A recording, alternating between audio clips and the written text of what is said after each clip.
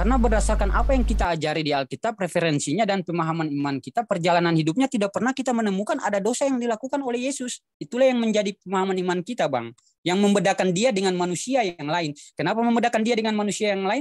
Karena roh Allah yang tinggal di dalam dia. Kalau roh Allah tinggal di dalam diri saya, bahkan di dalam diri Bang juga, kita bisa dibedakan dengan manusia yang lain, Bang. Nah iya, tapi posisinya kan seketika juga sebelum Yesus mati, seperti yang kita udah amini bersama, roh Allah ini kan meninggalkan Yesus. Yesus pure 100% manusia di situ. Iya, tapi jangan kita lupa juga bahwa kalau seandainya dia 100% manusia dan dia bukan rencana Allah untuk menebus dosa kita, dan dia bukan dibilang Tuhan juga pada waktu dia mati, roh Allah meninggalkan dia. Terus Alkitab juga kan mengatakan bahwa dia mati, dikuburkan, dan dia dibangkitkan juga. Roh Allah tidak ninggalin gitu aja, karena roh Allah masih punya rencana dan rancangan yang luar biasa. Nemanin dia pada waktu dia dikuburkan, bangkit, bahkan naik ke surga pun. Dan ketika dia naik ke surga, roh Allah itu yang ditinggalkan untuk kita, Roh Kudus itu. Iya, bagian vitalnya begini, roh Allah ini malah meninggalkan di momen-momen terpenting harusnya dia ada gitu. Untuk apa dia ada? Supaya Yesusnya itu tidak mengeluarkan ketidakrelaan menjalankan perintah Tuhan secara doktrin kekristenan ya. Ini kan ketika roh Allah keluar, Yesusnya itu auto 100% manusia, menolak kematiannya sendiri. Gak rela di sini dia. Ya kalau mau dibilang dia ndak rela, ya karena dia sudah manusia pada saat itu. Tapi ketika dia sudah dipilih, kenapa tubuhnya dipilih? Karena ya itulah berdasarkan, kalau mau dilihat saja misalnya, menurut pemahaman kita yang Kristen, iman kita. Kenapa tubuhnya dipilih? Karena dia kan, kalau pemahaman kita Kristen ya, dia kan terlahir dari Roh Kudus, tidak melalui lahiriah seperti hubungan biologi. Ya, betul. Yang tetap dipilih. Kalau seandainya kecuali itulah yang tetap juga membuat kita tetap pada pemahaman bahwa Yesus itu Tuhan. Kalau seandainya dia berasal dari hubungan, semua manusia kan kita tahu sendiri tidak ada yang tidak berasal dari hubungan biologi, semua dari situ. Nah, itulah yang membuat kita menyatakan bahwa dia itu juga Tuhan, tubuh yang dipilih Tuhan untuk menetap di dalam tubuh itu manusia. Kalau bagian itunya nggak ada masalah, bagian mengenai roh Allahnya kembali nggak ada masalah. Ini bagian yang paling vital itu, yang membuat Yesusnya menjadi tidak rela gitu loh. Iya. Jadi gini Bang, kalau mau dibilang membuat Yesusnya tidak rela, memang itu wajar juga, kita nggak bisa pungkiri, karena dia sudah 100% yang tadi saya bilang 100% manusia, dan roh Allah sudah keluar. Berarti dia keluar dalam arti keluar dari tubuhnya. Dan roh Allah bukan nggak mau ikut campur, tapi roh Allah itu dia kan saya sudah bilang, dia tidak mau tinggal dengan roh yang bertolak belakang dengan dia, dengan roh jahat. Tidak, dia itu kudus. Roh Allah itu, saya bilang roh Allah itu kudus. Jadi dia nggak mau. Jadi kita kan tahu sendiri bahwa di dalam diri kita ini kan hanya ada satu roh yang ada di dalam diri kita yang berkuasa. Nggak mungkin ada dua roh. Kalau ada dua roh, pasti salah satu rohnya akan keluar. Ketika daging kita ini lebih memilih, atau jiwa kita ini lebih memilih, hidup kita ini mau ke roh yang mana, dan roh yang lebih dominan itulah yang tinggal. Begitu Bang. Roh Allahnya kenapa meninggalkan Yesus sebelum disalib? Yang tadi itu saya bilang, karena roh Allah itu, Tuhan itu tahu bahwa dosa itu akan ditanggung oleh tubuh dagingnya Yesus itu. Makanya kan ketika dosa mau ditanggung, roh Allah tidak mungkin ada di dalam tubuh Yesus. Seakan-akan roh Allah itu kan sedang bersih, kudus. Tiba-tiba tubuhnya ini mau ditumpahkan dengan sampah, dengan kotoran. Jadi dia harus pergi karena dia itu bersih, suci, kudus. Berarti Yesus tiba-tiba menjadi punya, bukannya disalib itu harus suci orangnya? Jadi kan Alkitab mengatakan bahwa terkutuklah orang-orang yang disalib. Kalau seandainya disalib itu orang-orang suci, roh Allah juga nggak akan keluar, dan Yesus nggak mungkin katakan, ya Bapa, kenapa engkau meninggalkan aku? Waduh, kalau begitu ini menebus dosa dengan dosa jadinya. Bukan menebus dosa dengan dosa. Kalau menebus dosa dengan dosa, berarti kita ada temukan ada kesalahan selama Yesus hidup. Itu kesalahan Yesus. Dia tidak menerima nubuatan yang diberikan kepadanya. Tidak menerima nubuatan berarti tidak bisa kita mengatakan juga bahwa itu dosa. Itu sifatnya, sifat kemanusiaannya keluar, dan sifat kemanusiaan itu kita tidak bisa samakan sifat itu dosa. Seperti kita bilang, apakah marah itu dosa? Belum tentu. Tujuannya untuk apa dulu? Dan saya meyakinkan bahwa marah itu bukan dosa. Marah bukan dosa. Iya. Marah kepada Tuhan bukan dosa ya. Jadi gini Bang, kalau kita bilang dosa ya 100% itu semua dosa. Tapi apakah menurut Abang ada marah yang bukan dosa? Ada kalau dalam Islam itu kita tuh jangan, kalau misalnya kita tidak marah Jangankan dalam terhadap sebuah jangankan maksiat itu dalam dosa. jangankan dalam Islam Bang, di dalam Kristen juga ada marah yang untuk dosa, ada marah yang untuk tidak dosa. Kalau kita marah Nah, sampai yang seperti mengeluarkan gitu. Jadi kalau kita marah sampai mengeluarkan kata-kata caci maki ke orang, sumpah sampai lakukan sampai itu berarti dosa lah. Tapi kalau kita marah, misalnya kita mau didik anak kita karena kesalahan, kita marah. Tujuannya kan bukan untuk hal-hal yang membawa dia dalam dosa, tapi membawa dia dalam baik. Jadi ada ke sana, ada ke dosa, ada juga ke hal-hal yang baik. Nah, kecuali dia membunuh, oke 100% membunuh itu dosa. Tidak ada membunuh yang untuk baik. Namanya membunuh tetap dosa deh. Nah, posisinya ini kan Yesus jatuhnya dia, kalau dalam Kristen tuh protes dengan ketetapan Tuhan itu dosa nggak? Protes dengan ketetapan Tuhan. Iya. Contohnya gimana, Bang? Misalnya dalam Islam yang misalnya kita protes, oh, ya Allah, kenapa sholat harus 5 waktu ya Allah? Nah kayak gitu itu kan dosa jatuhnya, hak Kalau itu ilahiyah. ya itu Oh. ya kalau itu ya kalau menurut saya juga saya bilang itu dosa. Karena kita manusia tidak berhak untuk komplain Tuhan. Nah sekarang Yesus dia kan sadar, Yesus yang manusia ini dagingnya ini sadar nggak sih kalau dia tuh akan dinubuatkan untuk mati, sadar nggak dagingnya itu? Sadar Bang, sadar. Jadi gini saya bilang, dia itu sebenarnya kan sadar tapi rasa sadarnya itu belum timbul Bang. Waktu dia hidup rasa sadarnya itu belum timbul. Kenapa saya bilang belum timbul? Karena roh Allah yang sempurna itu ada di dalam dirinya yang membuat dia tidak merasa ketakutan. Nah, pada waktu roh Allah itu sudah hilang dari dia, meninggalkan dia dan kedagingannya itu timbul, yang rasa ketakutan itu timbul. Nah itu, oh berarti kalau misalnya Yesusnya nggak sadar selama ini apa yang dia lakukan selama dia hidup, ya jatuhnya Yesus hilaf nggak apa-apa. Tapi kalau Yesus sadar dia sudah dinubuatkan, lalu kemudian di akhir ujungnya itu dia komplain kepada Tuhannya, ini dosa jatuhnya menurut gua ya. Iya Bang, mungkin menurut Bang, tapi ya itulah yang menurut saya yang dari tadi panjang lebar saya sudah jelaskan. Iya iya. Nah ini yang masih membuat gua bingung gitu. Nah kalau misalnya Yesusnya melakukan dosa, Jadi gini Bang, apa saya kan apa mungkin dianulir mungkin. iya iya.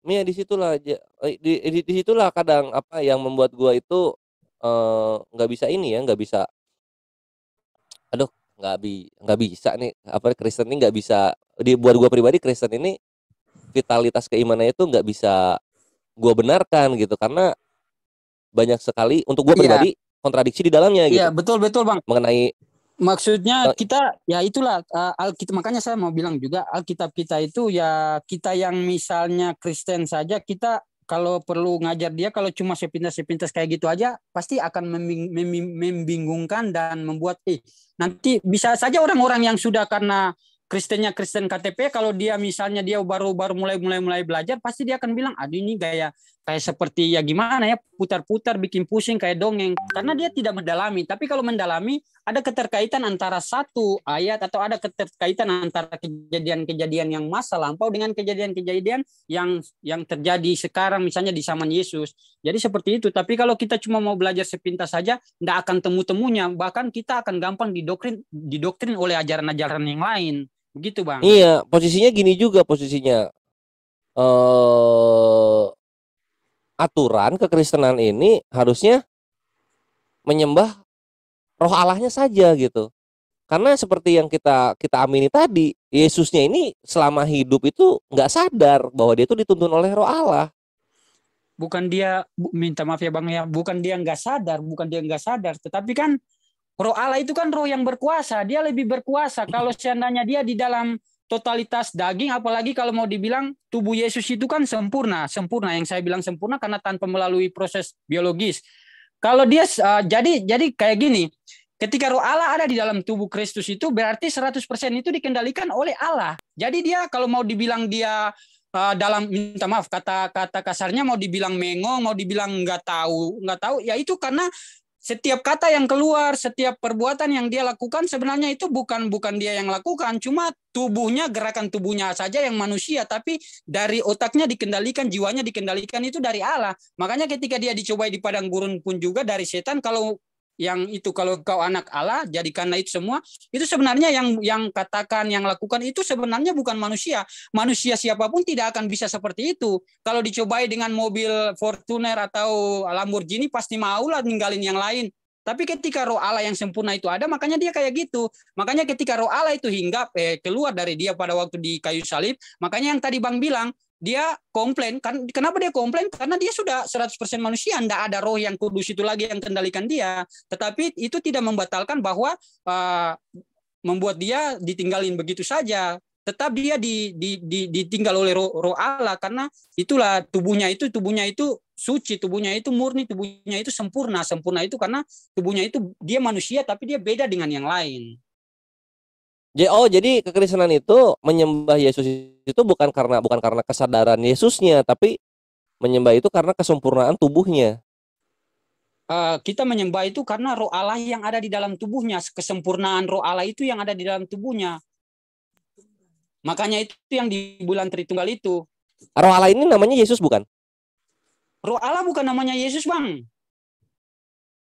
Yesus Nah, itu kalau gue sih saranin Steffi sekarang ya udah nyembah roh Allahnya aja kalau gitu. Tapi kita bisa mengetahui roh Allah, kita bisa mengetahui pribadi Yesus, kita bisa mengetahui karakter Allah itu seperti apa dari roh Allah yang hinggap di dalam tubuh Kristus itu, Bang. Jadi nggak bisa bilang juga bahwa saya nggak mungkin sembah Yesus, nggak bisa kayak gitu juga, karena saya harus berterima kasih kepada pribadi yang mana roh Allah itu hinggap di dalam di tubuh Kristus itu, yang karena dia saya bisa tahu kayak gini loh sifat-sifat kealahan, kayak gini loh hubungan kita dengan manusia yang lain, kayak gini loh kita manusia harus lakukan, gitu Bang. Iya, apa. Jadi kan menyembah Yesusnya tuh karena apresiasi terhadap Bang, dagingnya Yesus yang melakukan kehendak-kehendak roh Allah kan. Bang, gitu kan? Intinya gini, kalau seandainya saja dunia ini misalnya roh Allah tidak ada di dalam tubuh Yesus Kristus dan Alkitab tidak pernah menceritakan tentang roh Allah yang hinggap dan masuk di dalam tubuh Yesus Kristus, dan kita juga tidak tahu Yesus Kristus itu mungkin tidak tercatat di dalam Alkitab yang roh Allah hinggap di dalam tubuh dia, dan mungkin kita percaya kepada yang lain-lain deh. Kita percaya kita tetap kepada Allah saja, cuma karena kealahannya itu hinggap melalui rohnya di dalam tubuh seorang rupa manusia yang dibedakan dengan manusia yang lain yang terlahir dari bukan hubungan biologis, tetapi karena yang dibilang juga Roh Kudus melalui pemahaman iman kita, makanya itu yang membuat kita percaya. Tapi kalau seandainya dia 100% manusia tanpa ada Roh Kudus di dalam diri dia terlahir juga dari hubungan biologi, ngapain kita percaya Yesus Kristus gitu, Bang? Oh iya, bukan maksud gue lagi mengspesifikasikan penyembahannya tuh ke arah mananya Yesus gitu. Karena kalau kita menyembah Allah ini karena zat yang maha perkasa, zat yang maha mengetahui, zat yang maha mulia gitu. Iya. Nah, Jadi ini gini, kan Bang, kita menyembah eksistensinya Allah ini. Nah, sedangkan kalau kalian menyembah Yesus itu menyembah karena Yesusnya nggak sadar, kalian menyembah kedagingannya jadinya kan? Kita ndak nyembah kedagingannya, Bang. Sekali lagi saya bilang kita ndak nyembah kedagingan, karena kedagingan itu sesuatu yang akan binasa. Kita nyembah rohnya.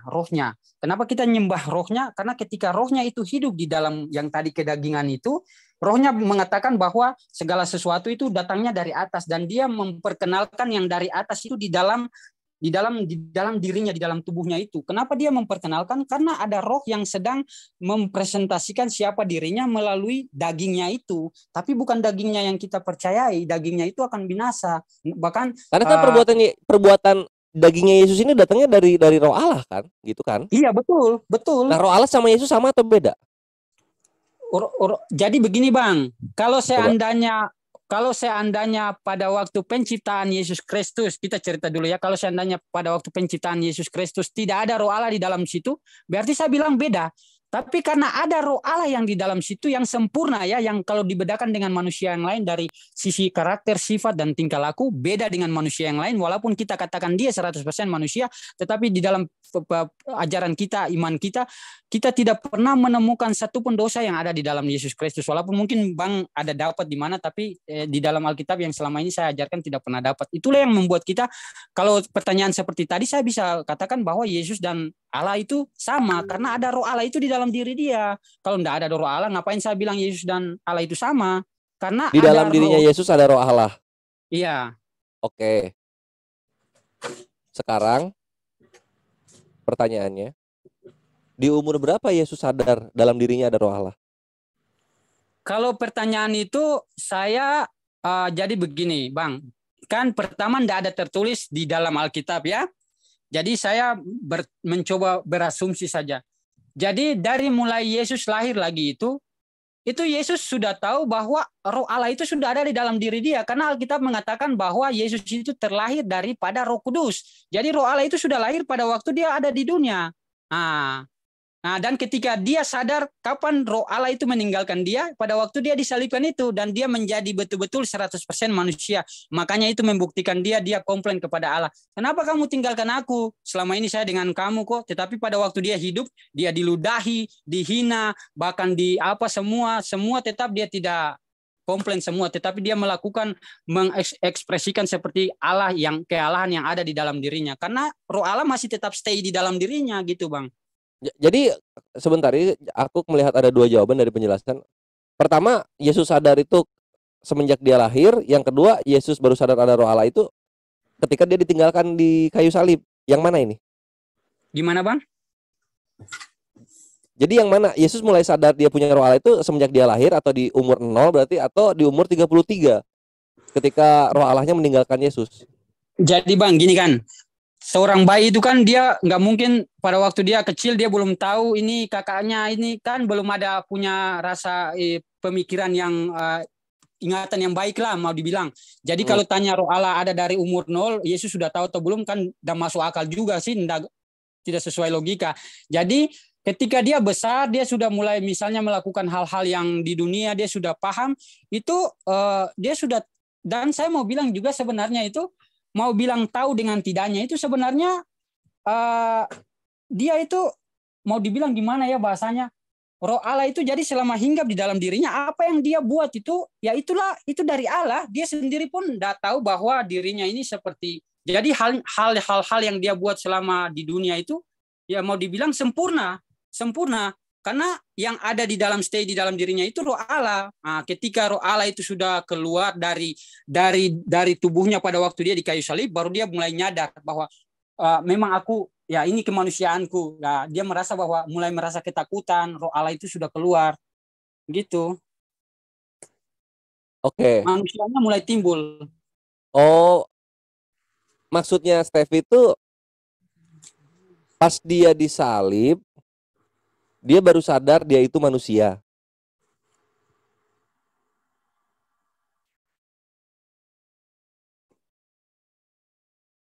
Bukan dia baru sadar dia itu manusia, Mas. Tapi dia baru merasakan bahwa rasa kedagingan, rasa ketakutan, sifat kemanusiaannya itu timbul. Begitu, Bang. Tapi bukan dia mulai merasa bahwa baru sadar bahwa dia manusia, enggak. Kalau dia merasa dia manusia itu sudah terlahir, karena dia rasa lapar, dia rasa haus.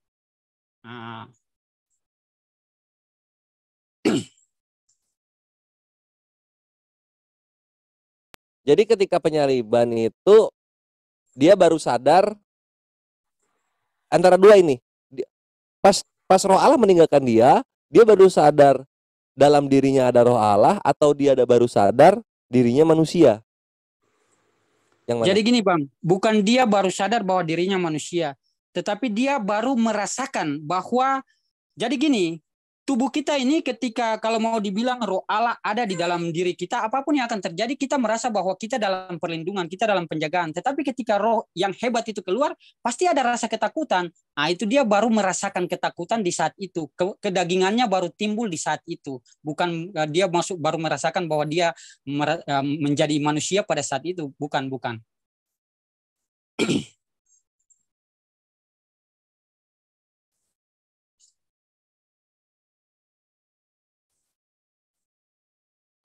Jadi yang mana? Berarti dia baru sadar ada roh Allah yang itu berarti ya?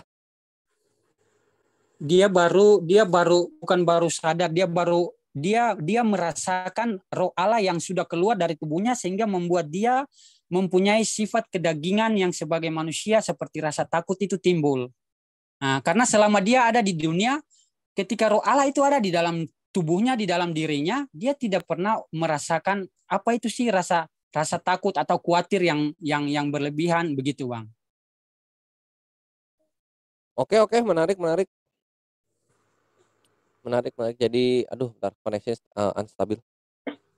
Oke, kalau begitu bisa nggak kita simpulkan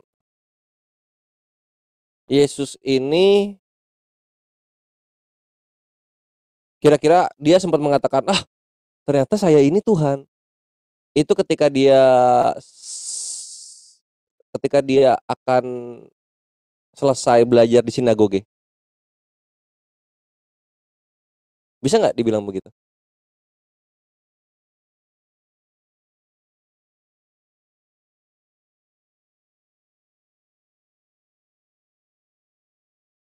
Mute, Steph, ke mute itu.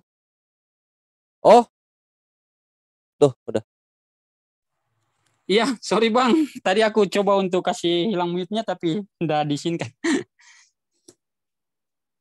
Ya, gimana Bang pertanyaannya tadi? Sorry. Ya,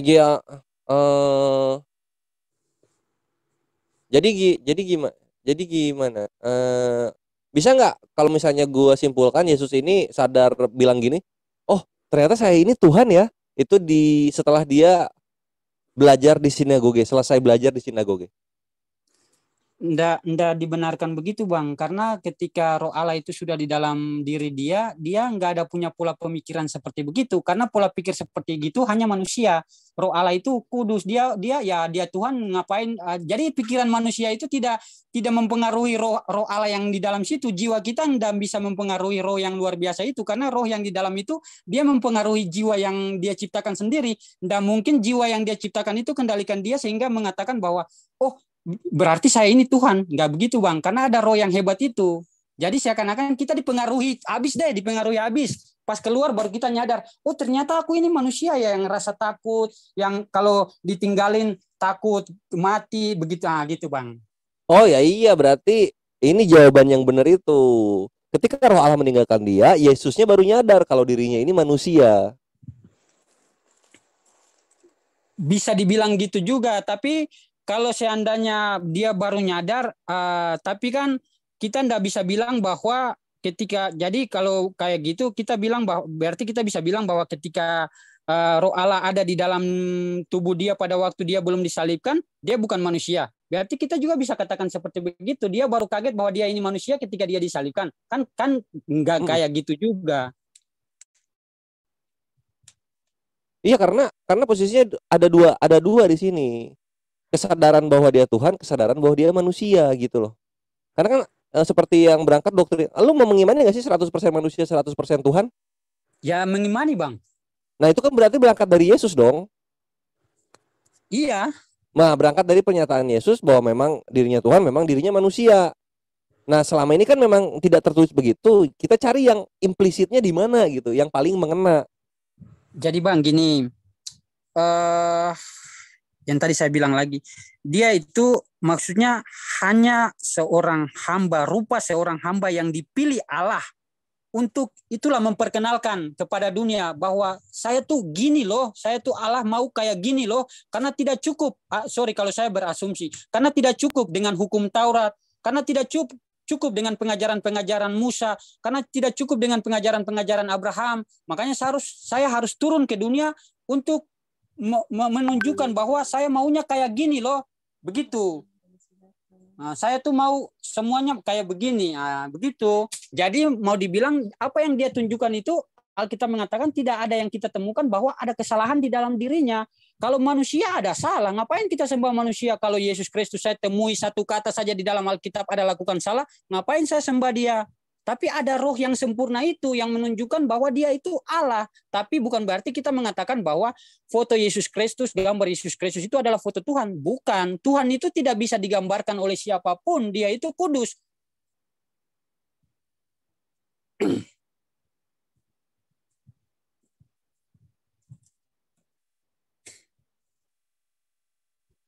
Dia kudus, dia nyadar dia kudus. Cuma kan dia nyadar dia nggak kudus itu ya pas itulah ketika Roh Allah meninggalkan dia. Kan semua langsung 100% kedagingannya jadi mengambil Bang, alih. Jadi gitu gini Bang, kalau seandainya Roh Allah, misalnya saja saya berasumsi, kalau seandainya Roh Allah tidak turun ke dalam satu pribadi yang namanya Yesus Kristus, kita ini pada bingung-bingung semua. Sebenarnya Nabi bahkan pendeta, bahkan ustadz, bahkan siapa sih yang kita mau percaya, semua pada dengan argumen-argumen yang lain. Tapi kalau kita berpatokan hanya kepada Kristus, lu mau ngajarin sampai dimanapun, lu mau pendeta hebat kayak gimana pun, lu manusia, aku nggak percaya lu, kecuali yang aku percaya cuma Kristus. Jadi lu hebat kayak gimana pun, aku tidak percaya kamu, tetapi aku percaya adalah ketika kamu berbicara mengenai Kristus. Tapi untuk aku mau ikut kamu, tidak, Kristuslah yang aku ikut. Ketika gitu Bang. Iya, itu soal mengikuti ya nggak ada masalah sih. Cuma ini aja masih udah dapet. Pokoknya momen pentingnya itu mengenai kesadaran Yesus tentang statusnya dia adanya ketika Roh Allah meninggalkan dia di situ. Ini yang menarik. Lalu kemudian gua dapat pelajaran juga ya, memang Steffi ini sangat mengapresiasi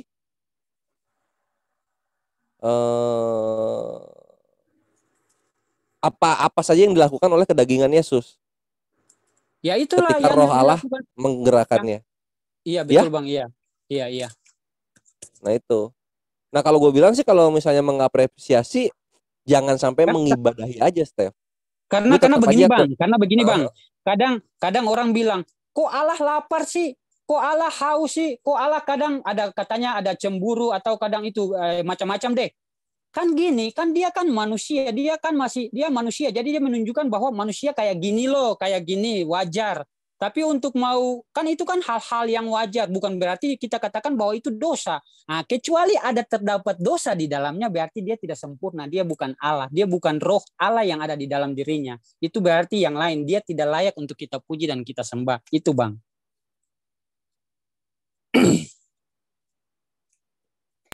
Oh, apa buat lu apa ya? Iya, itu sih yang topik mengenai kesadaran sih udah enak ya, udah dapat lah kita ngobrolnya. Lalu soal ini apa? Mengenai apa yang tadi yang lapar. Iya, karena buat kami itu soal lapar, soal gimana begitu. Untuk kami ya, bukan untuk kami, untuk gua pribadi sebagai logika manusia yang menyatakan bahwa Tuhan itu maha sempurna sehingga tidak membutuhkan sesuatu, karena kalau misalnya membutuhkan sesuatu maka bukan Tuhan. Posisinya ini kan ada roh Allah gini bang. dalam daging. Sorry. Ya. Sorry bang, saya potong ya kata tadi yang kalau tidak membutuhkan sesuatu berarti bukan Tuhan. Ya. Yang pertama saya mau bilang, jadi saya tidak mau bilang lagi, saya langsung jawab aja. Pikiran Tuhan kan kita tidak bisa prediksi bang. Kita tidak bisa prediksi pikiran Tuhan. Nah itu yang pertama. Terus yang kedua, bang bilang Tuhan nggak butuhkan segala sesuatu. Maksudnya begini, kalau Tuhan nggak butuhkan segala, jangan lupa bahwa ketika kita melakukan, misalnya bang bilang bahwa Allah itu luar biasa, bang puji melalui Nabi Muhammad, sanjung Allah, itu sesuatu hal yang dibutuhkan Tuhan. Tuhan itu membutuhkan kita itu untuk memuji dan menyembah Dia, karena dengan memuji dan menyembah Dia membuat hatinya itu senang terhadap kita. Itulah yang Dia butuhkan. Karena Tuhan itu tidak membutuhkan hal-hal yang lain daripada kita. Dia hanya membutuhkan kita memuji dan menyembah Dia. Jadi Tuhan itu juga membutuhkan kita memuji dan menyembah Dia. Oh, kalau enggak, kalau buat kami ya, buat kami tuh tanpa ada penyembahan, tanpa ada bagaimana, Allah tetap Allah. Allah tetap dengan Iya, sifat-sifatnya yang Asmaul Husna. Jadi betul, kami betul. beribadah itu karena Allah memerintahkan, bukan karena supaya Allah senang atau gimana, enggak. Bukan supaya itu. Ya karena Allah memerintahkan maka kita mentaati gitu loh. Ya Itu untuk itu Kak. untuk kami gitu. Nah, posisinya sekarang ke pertanyaan gua, ini kan udah ada Tuhan nih, Roh Allah ini kan Tuhan ya. Udah ada Iya, Tuhan dalam iya, kedagingan. iya. Kenapa kebutuhan biologis daging tidak bisa diakomodir oleh Roh Allah ini? Nah, itu. Jadi Bang kayak gini. Jadi Allah itu ya mau dibilang kayak gimana lah. Allah itu dia maksudnya dia itu adil, dia itu sempurna, dia itu adil. Kalau seandainya dia ada di dalam tubuh manusia, lalu manusia itu tidak ada rasa lapar, berarti nanti orang lain bisa bilang bahwa Tuhan mungkin pada waktu masa Yesus Kristus, orang lain bisa bilang Tuhan, orang komplain Tuhan semua. Kenapa manusia yang satu ini dia tidak lapar-laparnya? Kenapa manusia yang satu ini dia tidak haus-hausnya? Kenapa manusia yang satu ini dia tidak marah-marahnya? Pasti orang akan komplain Tuhan seperti begitu. Makanya Tuhan itu adil. Secara manusia dia jalani kemanusiaannya dan secara ketuhanan tetap Tuhan itu melakukan haknya Tuhan. Begitu, Bang. Nah, kan Ibu, ya Yesus tinggal jawab begini ya, karena saya Tuhan. Karena ada Roh Allah dalam saya. Jadi gini, Bang.